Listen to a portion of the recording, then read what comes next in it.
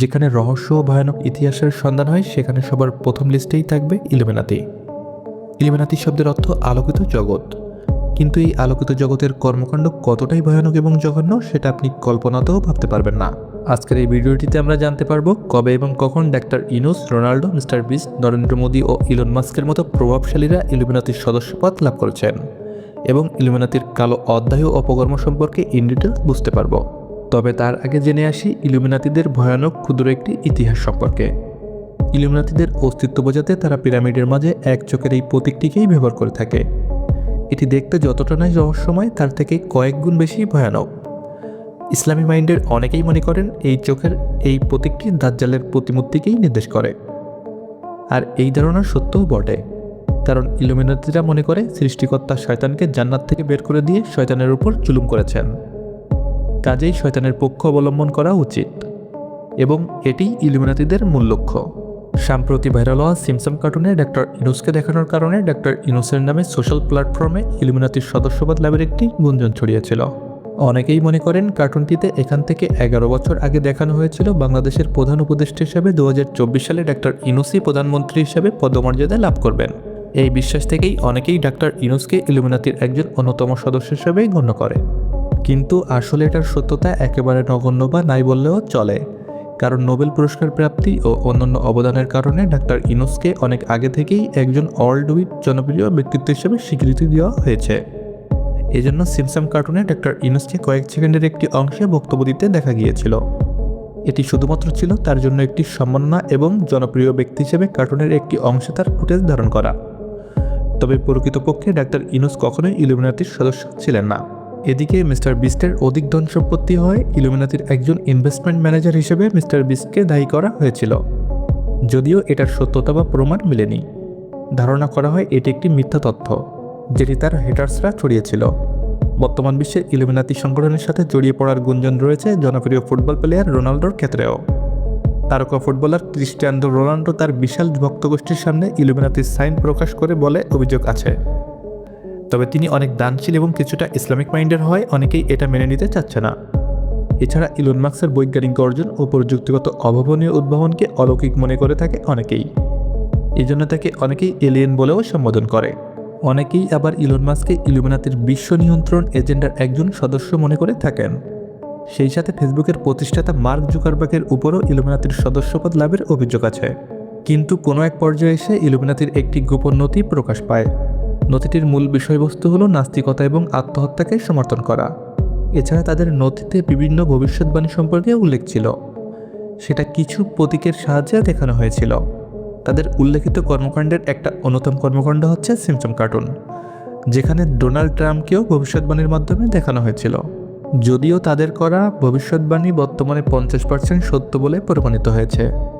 তবে আপনারা এটি থেকে অনুপ্রাণিত হয়ে বিভ্রান্ত হবেন না, কারণ পবিত্র কোরআনে মহান আল্লাহ বলেন, হে ঈমানদারগণ, তোমরা মদ, জুয়া, মূর্তি পূজা ও ভাগ্য নির্ণায়ক স্বরসমূহ থেকে দূরে থাকো। এই সমস্ত হচ্ছে ঘৃণ্য শয়তানিক কার্যকলাপ। তাহলে আশা করা যায় তোমরা সফলকাম হবে। সূরা মায়েদা আয়াত 90। সুতরাং কেউ ভবিষ্যৎবাণী বলে ঢিল ছুড়লে সেই ঢিল থেকে কোনো একটা ঢিল যদি গাছে লেখে গাছ থেকে একটা বরুই পড়া মানেই এটা নয় যে তিনি বা আপনি ভবিষ্যৎ সম্পর্কে জানেন, বরঞ্চ এটা আমাদেরকে বোকা বানানো ও ধোঁকার শামিল। তো চলুন জেনে আসি ইলুমিনাতি সম্পর্কে অজানা অবাক করা কিছু তথ্য সম্পর্কে। আশা করি ভিডিওটি এক মুহূর্তের জন্য স্কিপ করবেন না। এই সংগঠনটি এতটাই ভয়ানক যে এর প্রথম বৈঠকটি একটি ভয়ানক জঙ্গলে অনুষ্ঠিত হয়েছিল। এই সংগঠনের সবথেকে গুরুত্ব দেওয়া হতো শিক্ষিত এবং সৎ চরিত্রবান সদস্যদেরকে।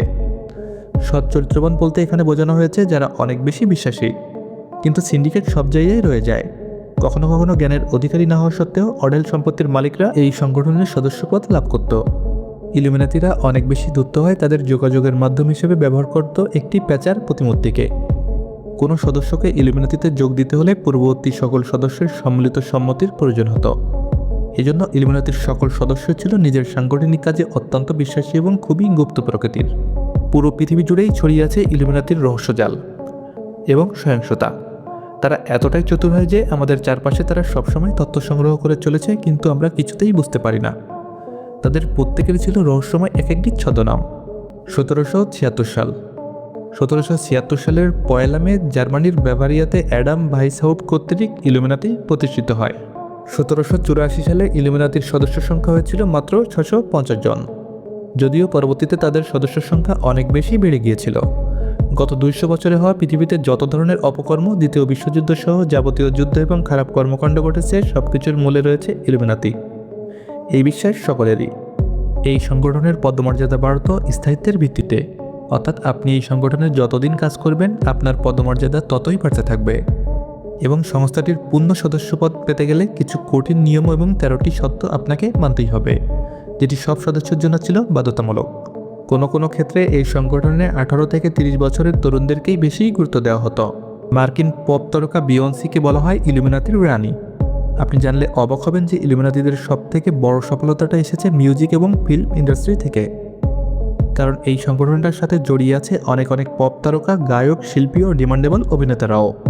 ইলুমিনাতির সদস্যদের মধ্যে অন্যতম হল টেইলর সুইফট, হলিউড তারকা Tom Cruise, Kim Kardashian, Kanye West, Bob Dylan, Jim Carrey, Madonna, Prince, Michael Jackson, Angelina Jolie, Bill Gates, Leo Messi, Narendra Modi সহ বিশ্বের ক্ষমতাধর ব্যাংকার, রাজনীতিবিদ এবং বিশ্ব মিডিয়ার রাঘববোয়াল ব্যক্তিগণ।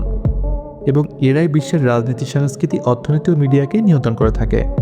তবে লিও মেসি ও নরেন্দ্র মোদীর ব্যাপারে তাদের ভক্তরা ইলুমিনাতির সদস্যপদ নিয়ে দ্বিধাদ্বন্দ্বে আছেন, অর্থাৎ তারা এই বিষয়টিকে মানতে চান না। যদিও মেসি ও নরেন্দ্র মোদীর ব্যাপারে সদস্যপদটা নিয়ে 50% সত্যতা মিললেও বাকিটা রহস্য রয়ে যায়। এদিকে ম্যাডোনা তো ইলুমিনাতিদের অন্য সদস্যদের থেকে আরও এক ধাপ এগিয়ে আছেন। তিনি ইতিমধ্যে ইলুমিনাতিদের শিরোনামে একটি মিউজিক ভিডিওই বের করে ফেলেছেন। ইলুমিনাতিদের মূল লক্ষ্য হলো দেশ, জাতি নির্বিশেষে মানুষের ধর্মীয়, মানবিক, সামাজিক এমনকি ব্যক্তিগত অস্তিত্বের উপর নিয়ন্ত্রণ গ্রহণ করা। ইলুমিনাতির সবথেকে ভয়ঙ্কর প্রজেক্ট হিসেবে বিবেচনা করা হয় নিউ ওয়ার্ল্ড অর্ডারকে। এই প্রজেক্টটির মূল লক্ষ্য হলো বিশ্বের সকল মানুষকে ইলুমিনাতির নিয়ন্ত্রণে নিয়ে আসা এবং ইলুমিনাতিতে বিশ্বাস স্থাপন করা।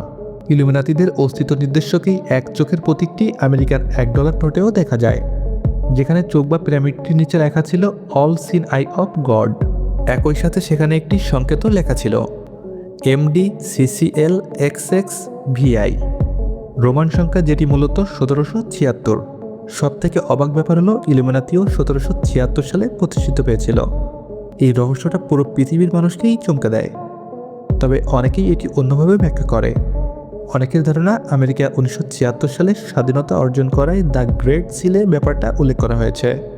অনেকের মাথায় প্রশ্ন আসতে পারে যে ইলুমিনাতি যেহেতু একটি গুপ্ত সংগঠন, তাহলে ইলুমিনাতিদের এই গোপন তত্ত্ব ফাঁস করল কে? আসলে একসময় ইলুমিনাতিদের বিরুদ্ধে জোর গণমত গড়ে উঠেছিল।